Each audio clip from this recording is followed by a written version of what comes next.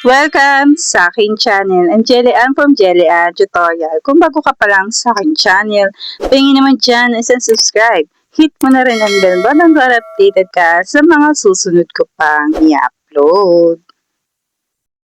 Paano tayo mag-withdraw sa Taka gamit ang coin seller method? Kung interesado ka, ay tapusin mo yung video na to hanggang dulo dahil sisimulan na natin pagkatapos ng intro.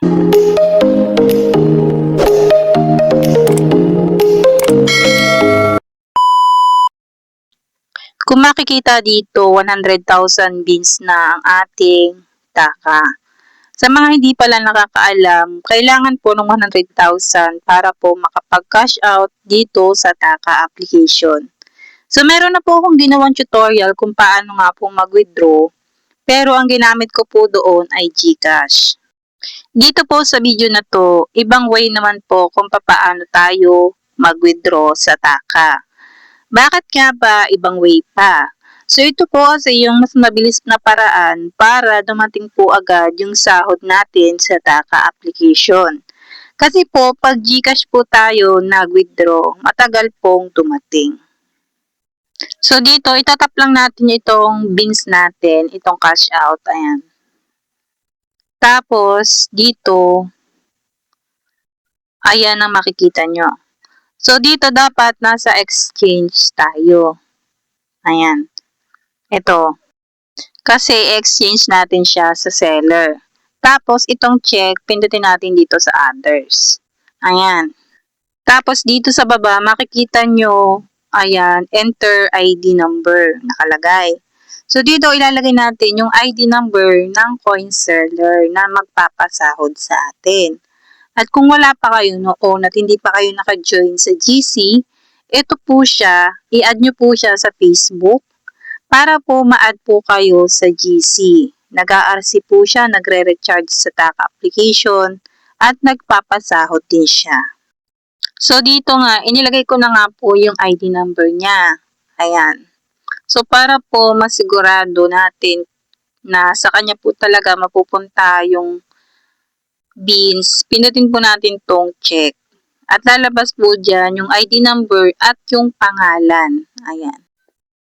Pagkatapos, dito naman sa baba, ilalagay natin ngayon yung beans dito sa enter amount. Ayan. Itap lang natin yan. Tapos, mag-type tayo dito ng 100,000. So, hindi ko na isasama yung 500 kasi 100,000, sakto dapat yan para lumabas yung exchange. Kasi meron tayong total na 500, hindi ko na isinama. Pag okay na, itap lang natin itong exchange, ay ang kulay green. Pagkatapos, dito, i-double check mo ulit yung ID number at yung pangalan. At kung tama naman at okay na, pwede mo na siyang i-confirm. Ayan. So, dito, i-confirm natin, tap lang natin siya. Pag ganyan na yung lumabas, okay na yun. I-screenshot mo na yan kasi ayan yung isisend natin sa GC para mapasahod tayo. Tapos, i-back natin.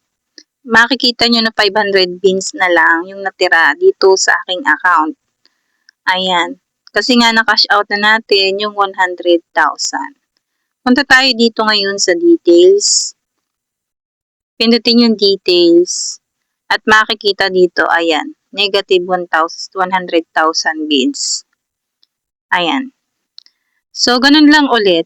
Ang gagawin natin, magta-tasking lang tayo ulit every day para makaipon ng 100,000 para makasahod.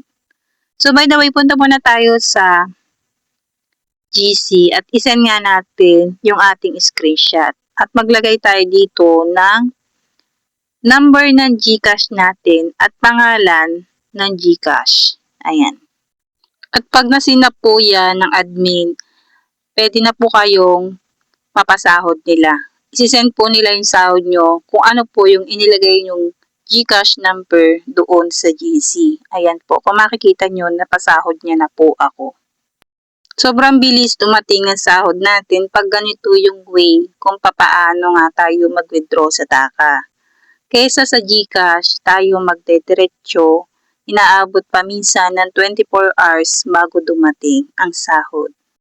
Sa mga gusto pala ng ganitong earning app, ilalagay ko po sa comment section para po ma-download nyo na po ito. Maganda po itong Taka application. Legit, kitang-kita nyo naman nakasahod na ako. So yun lang po, sana po inasundan at naintindihan nyo po yung aking paliwanag dito sa video na to.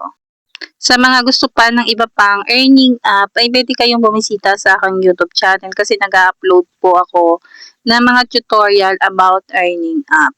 And please don't forget to subscribe ng aking YouTube channel. So yun lang. Thank you for watching. Bye!